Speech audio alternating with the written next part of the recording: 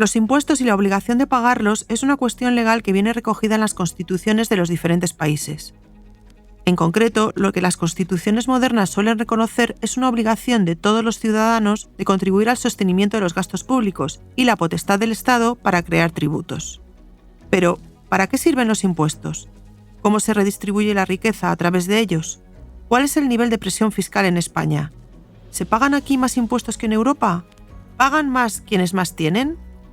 Para responder a estas y otras preguntas, contamos de nuevo con Rafael Domènech, responsable de análisis económico de BBVA Research, que nos explica con detalle todo lo que necesitamos saber de un tema no exento de polémica, que puede resultar complejo y que está inmerso en nuestro día a día: los impuestos. Mi nombre es Reyes Pariente. Comenzamos.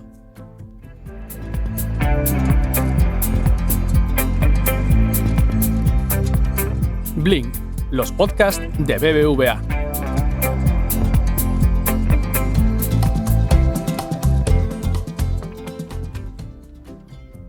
Hola Rafa, feliz año. Encantada de que nos acompañes de nuevo en Blink para hablar de un tema que genera tanto interés y tantas dudas. Bienvenido. Feliz año, Reyes. Para mí es siempre un placer estar contigo y con todos los oyentes que siguen Blink. Para nosotros, mucho más, ni te cuento. Por comenzar, una pregunta que nos hacemos muchos. ¿Para qué sirven los impuestos?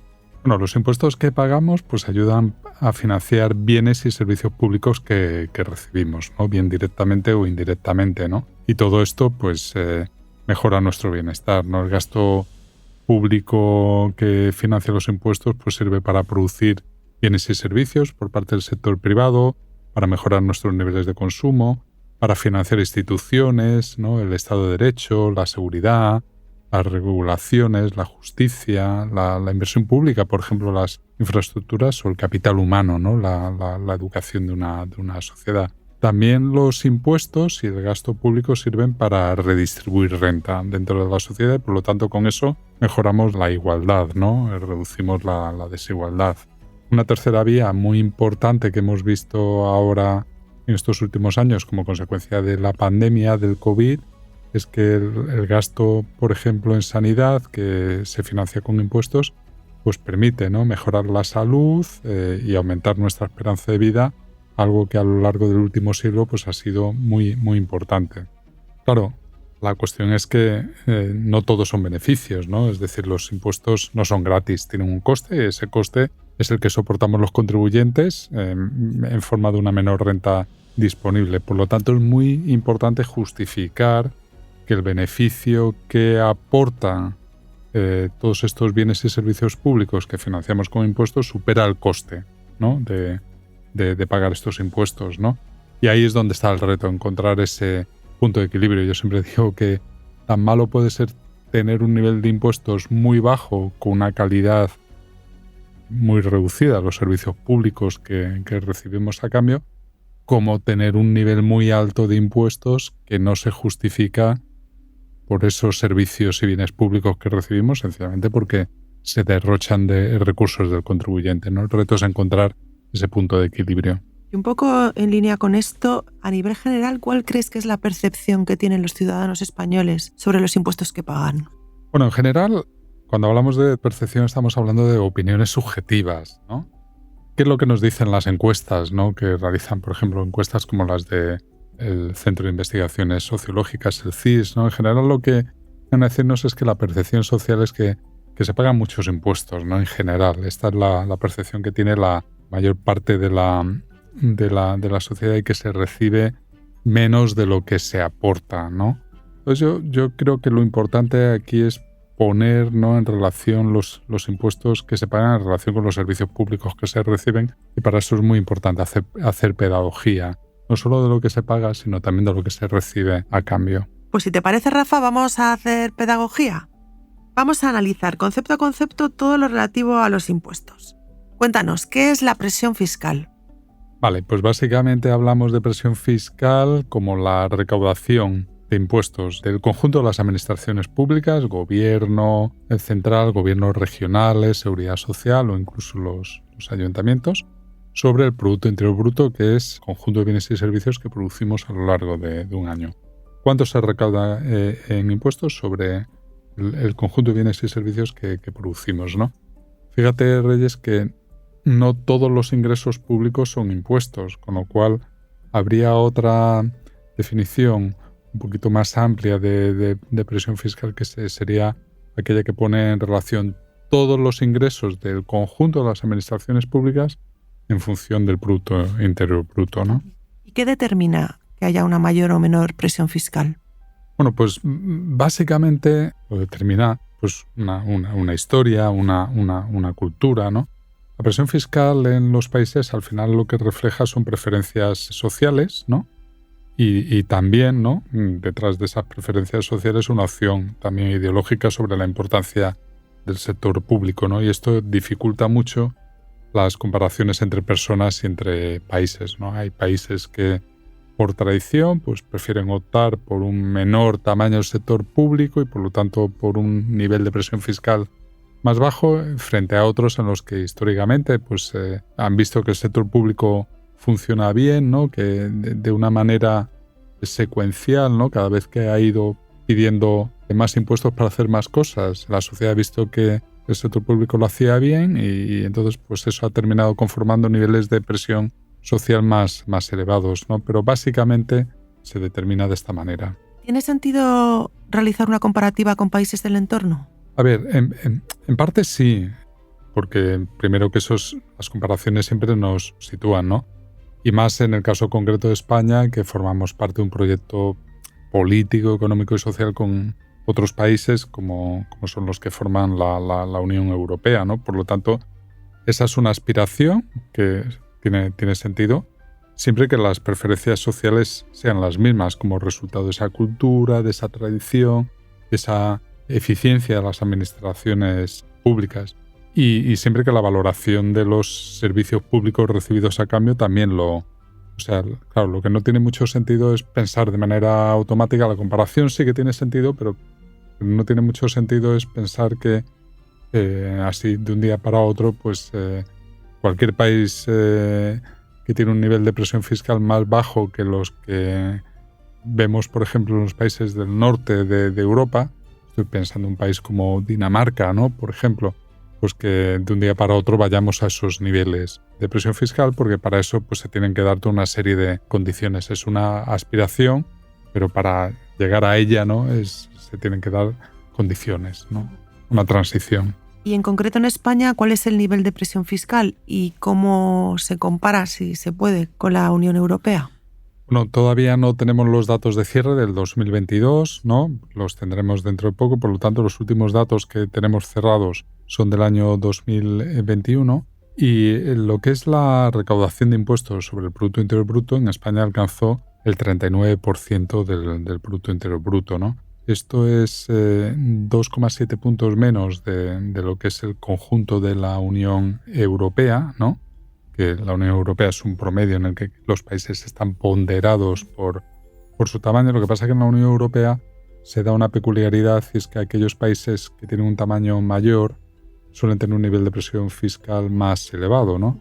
Entonces esto genera esta paradoja, ¿no?, de que si comparamos España con el promedio de la Unión Europea estemos ligeramente por debajo en términos de presión fiscal, pero si comparamos con lo que sería la media del conjunto de los países sin ponderar, estamos ligeramente por encima, ¿no? O sea que estamos ahí a medias entre lo que sería la media de los países y el conjunto de la Unión Europea, ¿no? Y otro tanto pasa si comparamos con los países de la eurozona, ¿no? Lo que hemos visto es que la diferencia que era importante hace unos años se ha reducido muy, muy rápidamente, ¿no? Y todo parece indicar que prácticamente pues si no es en el 2022, en 2023 o en 2024, pues vamos a tener ya niveles de presión fiscal muy, muy parecidos, ¿no? Aunque, y esta es la otra cara de la moneda, nuestros niveles de renta per cápita están bastante por debajo de lo que es el promedio, ¿no?, de la Unión Europea. Y si desglosamos por tipo de imposición, ¿qué tipo de impuestos se pagan más en España? Sí, bueno, pues ya te digo, estamos ahí a medio caballo, no estamos cerca de los promedios europeos, pero sí que hay diferencias en la estructura que son bastante importantes, ¿no? Por ejemplo, nosotros en general tenemos una baja imposición sobre el consumo. El IVA es un tipo de impuesto sobre el consumo, impuestos medioambientales, En general, todo lo que es la imposición indirecta, estamos en la parte baja del conjunto de la Unión Europea. Pero, sin embargo, nuestras cotizaciones sociales son más elevadas que las del promedio europeo, ¿no? Tenemos una menor imposición también sobre el trabajo, una vez que excluimos cotizaciones sociales, y tenemos una imposición sobre el capital, ¿no? Sobre las rentas del capital, que está en promedio de la UE, ¿no? Por lo tanto, ya ves que en unos tipos de impuestos estamos por debajo, imposición sobre consumo, en otros en línea, impuestos sobre el capital, y algunos estamos por arriba, como son las cotizaciones sociales a la seguridad social. Para poder comparar la presión fiscal entre distintos países, es importante determinar los niveles de eficiencia de cada país, un poco en línea con lo que comentabas antes, ¿no? ¿A qué te refieres cuando se habla de eficiencia? Bueno, cuando hablamos de eficiencia, que nos estamos refiriendo al sector público, es cuál es la capacidad que tienen las administraciones públicas de transformar cada euro que reciben de impuestos en servicios públicos que proporcionan a los ciudadanos, ¿no?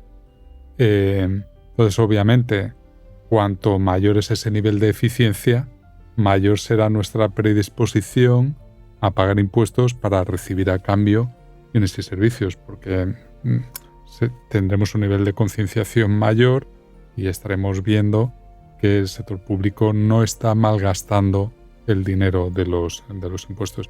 Y esto es fundamental, porque la evidencia empírica, porque la eficiencia de las administraciones públicas se puede medir con indicadores. Hay muchos indicadores a nivel internacional que permiten hacer comparaciones del nivel de eficiencia entre las administraciones públicas. En general, lo que observamos es que en aquellos países en los que la presión fiscal es mayor, en la que se pagan más impuestos, el nivel de eficiencia de las administraciones públicas es también mayor, ¿no? Por eso, cuando antes hablaba, ¿no?, de esa comparación de que podemos hacer España con Dinamarca, es lícita, pero tiene que venir acompañado también de esta comparación en términos de eficiencia, porque tenemos que ver las dos cosas al mismo tiempo, ¿no? Lo ideal es que, si queremos aspirar a unos niveles de presión fiscal, en realidad no debemos aspirar por sí mismo a tener un mayor nivel de presión fiscal, sino que lo que queremos es recibir unos servicios y bienes públicos de calidad, y a cambio de eso pues tendremos que pagar más impuestos. Pero si no lo acompañamos de aumento en la calidad de esos servicios y bienes públicos que recibimos, pagar más impuestos pues no serviría de mucho. Efectivamente. Y de acuerdo con esto que estás comentando, ¿cuál es la situación, cuál es la eficiencia de España y de la Unión Europea por comparación? Sí, bueno, pues digamos que cuando comparamos España con esos países de la Unión Europea en términos de eficiencia, tenemos un nivel de presión fiscal que está ligeramente por encima del que nos correspondería con el nivel de eficiencia comparado que tenemos con otros países. Estamos por debajo en esa comparación de Italia y de Grecia. Grecia todavía están peor, ellos tienen mayores niveles de presión fiscal con menores niveles de eficiencia, ¿no? Ya te digo, lo ideal sería tener los niveles de eficiencia de otros países del centro y norte de Europa con la misma presión fiscal o algo más de presión fiscal, pero sobre todo con mucha más eficiencia de las administraciones públicas, ¿no? Yo creo que esto es lo más importante, y ese es el reto que tienen las administraciones públicas, sobre todo en esta era de la digitalización, es esta, ¿no? Cómo mejorar su eficiencia para hacer un uso más productivo de los impuestos que pagamos los contribuyentes. Hablemos ahora de otro concepto que también has mencionado al principio, la redistribución de la riqueza. ¿Qué es el coeficiente de Gini? ¿Y cómo compara España con su entorno? Bueno, el coeficiente de Gini es un indicador que utilizamos para medir la desigualdad, como hay otros, que varía entre 0 y 1, cuando 0 significaría que todas las personas de la sociedad tienen exactamente la misma renta, que no hay ningún tipo de desigualdad, y 1 es que básicamente una persona concentraría toda la renta y el resto de la sociedad nada, ¿no? Estaríamos hablando de la máxima de desigualdad, ¿no? Entonces, en términos de esta medida de desigualdad, España tiene un nivel de desigualdad que es superior al de la media europea, ¿no?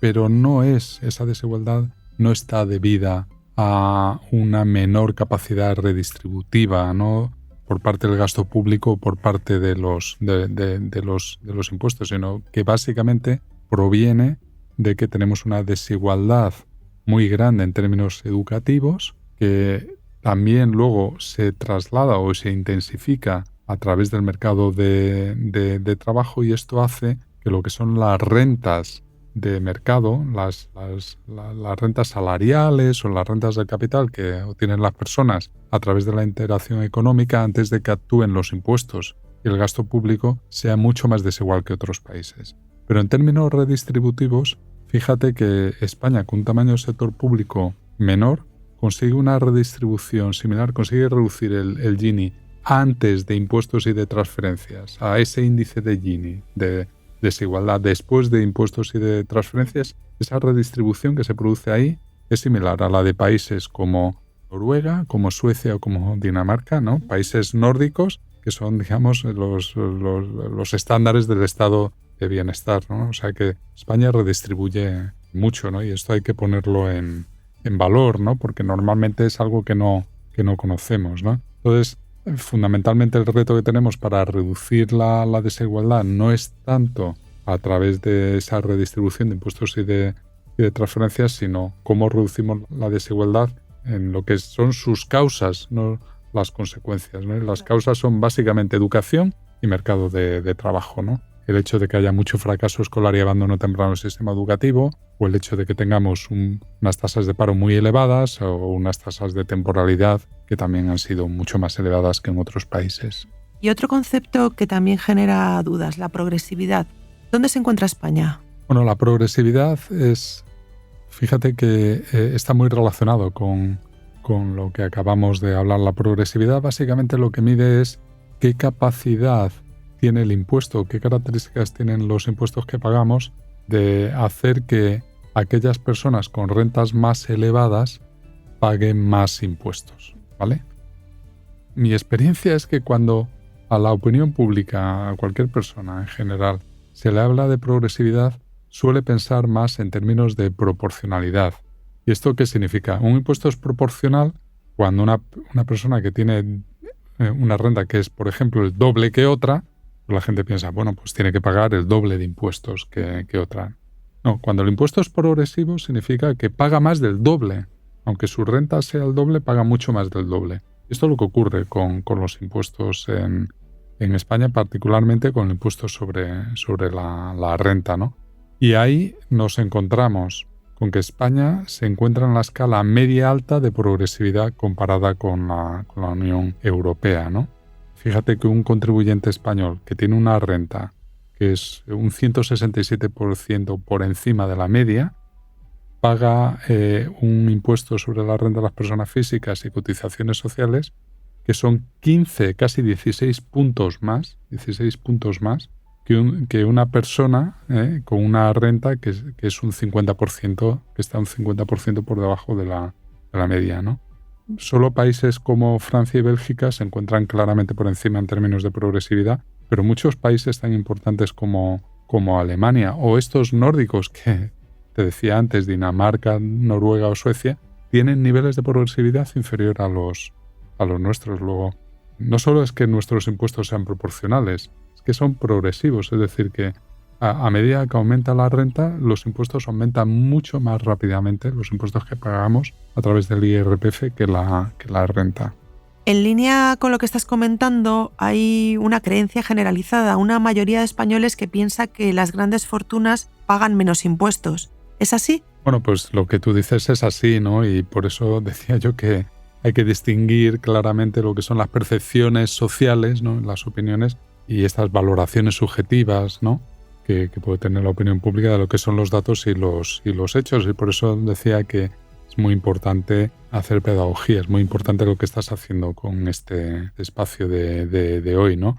Como te decía, los datos comparados nos indican que la progresividad está por encima de la de muchos países de la Unión Europea, ¿no? Países tan importantes como los que he mencionado antes.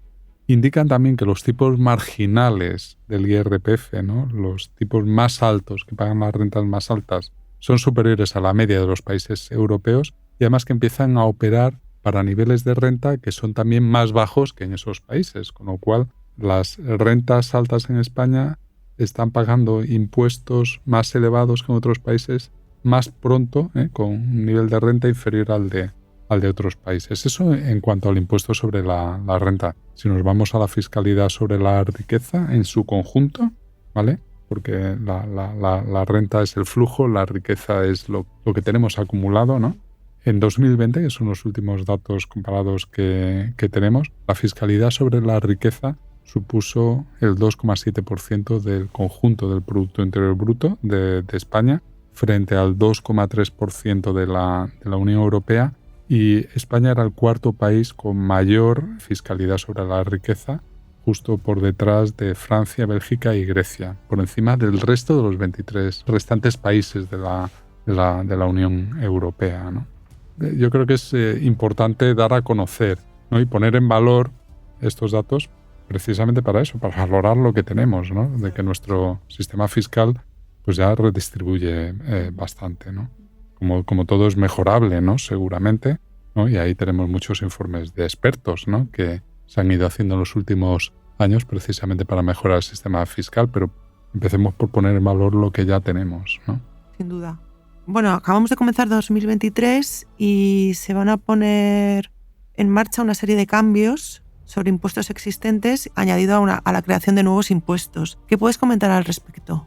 Bueno, pues efectivamente lo que hemos visto es que el año 2023 pues, ha incorporado estos cambios en impuestos existentes. Ha habido aumentos de cotizaciones sociales, impuestos que se han puesto en marcha, ¿no? Impuestos sobre los ingresos del sector bancario, sobre el sector energético, etcétera, ¿no? Es decir, que ha habido mucho cambio normativo de los impuestos, pero la verdad es que un poco para mi sorpresa se ha hecho al margen del informe de la Comisión de Expertos para la Reforma Tributaria que se encargó en el año 2021 y que se presentó a comienzos del 2022, ¿no? Este informe ofrecía pues, una visión más integral y alejada, en este caso, del oportunismo político con el que a veces se tratan de hacer todas estas modificaciones en los impuestos existentes o la creación de estos nuevos impuestos, ¿no? Bueno, yo creo que deberíamos volver a replantearnos esto, ¿no? A tener una visión integral y de largo plazo y para eso es preferible, ¿no? Pues llevar a cabo un debate en profundidad, una evaluación integral, ¿no? del sistema impositivo, ver cuál tiene que ser la estructura fiscal, ¿no? Hasta dónde queremos llegar con la redistribución de los impuestos, qué efectos tiene sobre la actividad económica, sobre los incentivos, ¿no? que generan o desincentivos que generan, el impacto sobre la productividad, el impacto que tiene sobre el empleo.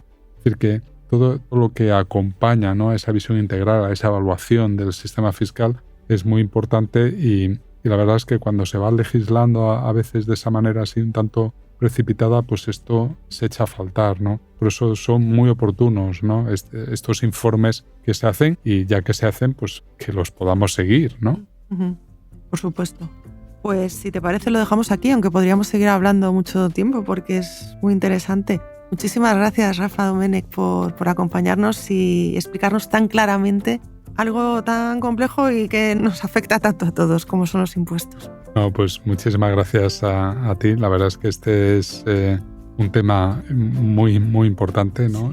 Que además interesa a mucha gente porque, como se dice, ¿no? Normalmente de lo único que estamos seguros es de que junto con la muerte tenemos que pagar impuestos, ¿no? O sea que sí. De ahí el interés, ¿no? Absolutamente.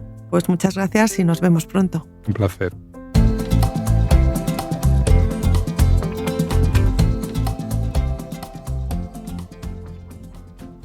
Lo dejamos aquí por hoy. Si te ha gustado este capítulo, te animamos a suscribirte y recomendar Blink en tu plataforma de podcast preferida, en redes sociales y, cómo no, a tus amigos. La semana que viene volvemos con un nuevo episodio en el que te hablaremos de más temas de actualidad relacionados con la economía, el mundo digital y la sostenibilidad. ¡Te esperamos!